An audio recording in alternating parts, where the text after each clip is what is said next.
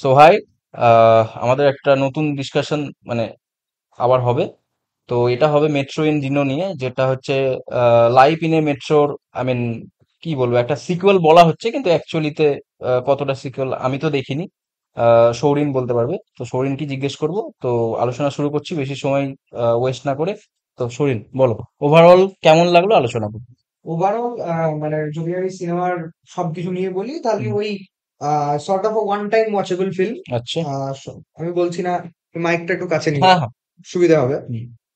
ওটা one time watchable কেন বলছি, তার কারণ হচ্ছে যে স্টোরি, মানে আমি বলছি সবই ঠিক আছে, অ্যাপিলিং আছে, হুম। কিন্তু খুব ভালো করে এক্সিকিউশন যে করতে পেরেছে সেটা আমার মনে হয়। আচ্ছা। যেটা খুব ভালো ব্যাপার এই সিনেমার, যেটা আমি দেখলাম মানে খুব অ্যাপিলিং যে জিনিসটা ছিল সেটা হচ্ছে যে মিউজিক। হুম। মানে চারটে স্টোরি, চারটে প্যারালাল স্টোরি, সেটাকে কানেক্টই করছে হচ্ছে মিউজিক। হুম। হুম। এবং পুরোটাই প্রথম থেকে শেষ অব্দি হুম। মানে মিউজিক্যালি চারটে স্টোরিকে ফাঁকে ফাঁকে, মানে ফ্রেম যখন কাট মারছে হুম। তখনও কিন্তু মিউজিক দিয়ে কানেক্ট হচ্ছে হুম। সবগুলো স্টোরি। তো এটা একটা বেশ মানে মজার এবং অন্য ধরনের কনসেপ্ট, যেটা আমি অন্য সিনেমায় খুব কমই দেখেছি। হুম। আম, এবং তার থেকেও বড় কথা হচ্ছে যে মিউজিক যদি ভালো না হয় তাহলে কিন্তু ফিল্মটা পুরোটাই মার খেয়ে যায় হুম। হুম। এই সবগুলোর ক্ষেত্রে, একদম, যেহেতু এবং বিশেষ মিউজিকটা করে ইন্ডিয়ান সিনেমা। যেহেতু আরো যে মিউজিকটা এখানটা connecting link between all the four stories. একদম। তো সেই অর্থে মিউজিক যেহেতু খুব ভালো হয়েছে সেই জন্য মানে ইটস ওয়ান টাইম ওয়াচেবল, দেখা যায় আর কি। দেখা যায়। আর অনুরাগ বাসুর যেহেতু আমরা বডি অফ ওয়ার্ক যদি দেখি, তাহলে অনুরাগ বাসুর তো অ্যাকচুয়ালি ক্যামেরার, মানে ক্যামেরা ওয়ার্ক অসাধারণ। হুম। তো এখানটায়ও সেগুলোর মানে কিছু কিছু ঝলক ফুটে উঠেছে। যেমন সারা আলি খান মেট্রোতে বেরিয়ে যাচ্ছে, আমি কিন্তু স্পয়লার দিয়ে বলছি, হ্যাঁ, এটা উইথ স্পয়লার, উইথ হ্যাঁ। স্পয়লার সবগুলোই। যদি না দেখে থাকেন স্কিপ করে দিতে পারেন। একদম। তো সারা আলি খান মেট্রোতে ঢুকলো এবং আদিত্য রায় কাপুর বাইরে দাঁড়িয়ে আছে, মেট্রোটা বেরিয়ে যাচ্ছে, সেখানটায় যেভাবে ক্যামেরা প্যান করে নেওয়া হচ্ছে, ক্যামেরার যেসব কাজ আছে এক্সেপশনাল। আরেকটা জায়গায় সারা আলি খান বসে আছে বাড়ির মধ্যে, সেখান থেকে মেট্রোতে সুইচ হচ্ছে, মানে ফ্রেমটা বেরোচ্ছে, বাম দিক দিয়ে ফ্রেমটা বেরিয়ে যাচ্ছে, ডান দিক দিয়ে মেট্রো ঢুকছে। এটাও এক্সেপশনাল। আমি বলছি এডিটস এর কাজও কিন্তু অসাধারণ কাজ আছে ওভারঅল। কিন্তু আমি বলছি সিনেমাটা কিন্তু ওভারঅল যে খুব মানে সুন্দর করে ফুটে উঠেছে, বা স্টোরি লাইন কিছু জায়গায় আনরিয়েলিস্টিকও দাঁড়িয়েছে, হ্যাঁ সেইগুলো আমি বলছি যে খুব একটা অ্যাপিলিং আমার ক্ষেত্রে লাগেনি। আচ্ছা, আচ্ছা। আরো যদি বলি, গোয়িং মানে ইন স্পেসিফিক টার্মস, হুম। কোন কোন স্টোরি ভালো লেগেছে, কোন কোন স্টোরি ভালো লাগেনি, কঙ্কনা সেন শর্মাকে আমার মনে হয়েছে যে একটু কিছু কিছু জায়গায় she is being under over, under utilize. Sort of মানে short of. She is going into over acting, hmm. Hmm. যেটার কোনো প্রয়োজন নেই। প্রয়োজন নেই। ড্র্যাগ করা হয়েছে পঙ্কজ ত্রিপাঠী, কঙ্কনা শর্মার যে স্টোরিটা, সেগমেন্টটা, হ্যাঁ। পার্টিকুলার যে স্টোরি লাইন, স্টোরিটা বা সেগমেন্টটা, হুম। সেখানে প্রচন্ড ড্র্যাগ করা হয়েছে, অতটা প্রয়োজন ছিল না। একটা বিয়ের মধ্যে দাম্পত্য কলহ দেখানো হচ্ছে এবং সেটাকে এতটাই ড্র্যাগ করা হয়েছে, একটা পার্টে গিয়ে ফানি জিনিসটা বোঝা যাচ্ছে ঠিকই, কিন্তু সেটা অল্প দেখালে এস্টাবলিশড হয়ে যায়। হুম। স্লিক ওয়েতে উনি বেরোতে পারেননি, উনি বেশি হেজিয়েছেন, এবং এটা মানে গিয়ে এক জায়গায় ফ্রাস্ট্রেটিং লাগছে। একদম। যেমন করে আমরা এর আগেও বলেছিলাম যে রানা নাইডু সিজন 2, হ্যাঁ, সিজন।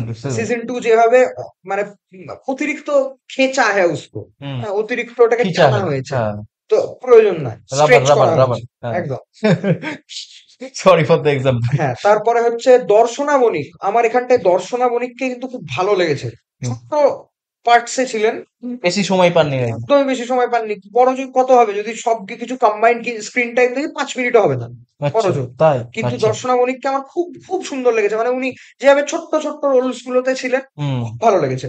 একটা দর্শনা বণিকের যেটা দর্শনা বণিকেরটা অ্যাকচুয়ালি সাবপ্লট, এটা আচ্ছা। ঘটছে হচ্ছে অনুপম খের এবং নীনা গুপ্তার যে একটা, সেগমেন্টে, হ্যাঁ। হ্যাঁ মানে নীনা গুপ্তা এবং অনুপম খের হচ্ছে স্কুল টাইম লাভ বার্ডস, একদম। লাভ বাডিজ। আচ্ছা, তো আচ্ছা। তারা সেইটা ফুলফিলড হয়নি, এবং সেখানে অনুপম খেরের স্ত্রী ছিল, তার মানে একটি মেয়ে এবং একটি ছেলে হয়, দুই সন্তান।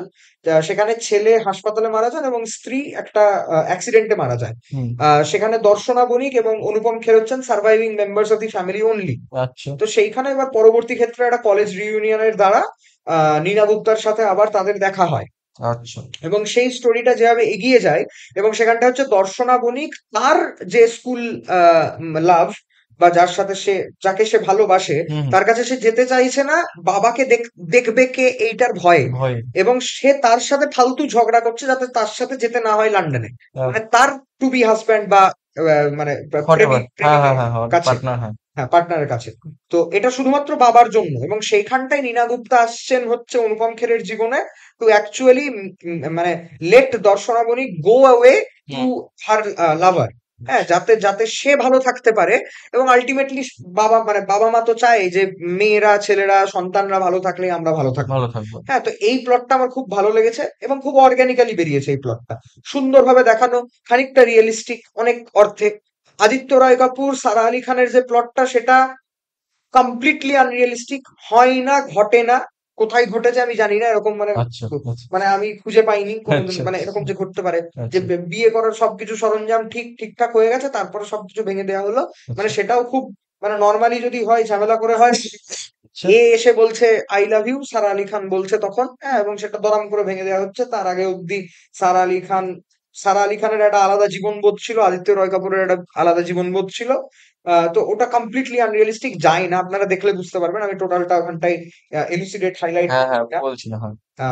যাই হোক, এবং আরেকটা হচ্ছে যে যেটা খুব ভালো লেগেছে আমার, যেটা আমি এখনো মেনশন করিনি, সেটা হচ্ছে আমাদের গুড্ডু ভাইয়া তো আলি ফাজাল, আলি ফাজাল, হ্যাঁ। এবং ফাতিমা সানা সেখান। ফাতিমা সানা শেখ এক্সেপশনাল লেগেছে আমার। হুম টোটাল স্টোরিটা আমি বলছি, আমাদের এইটা টোটালটাই হচ্ছে মানে গোটা গোটা ওভারঅল যে স্টোরিটা সেটা রিভলভ করছে যে কেউ কিছু না কিছু পাইনি।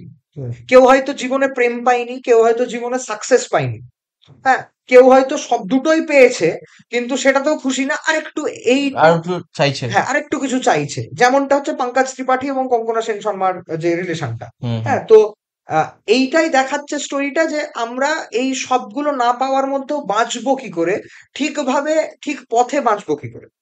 হ্যাঁ, তো বাঁচাটা কিভাবে উচিত রাদার।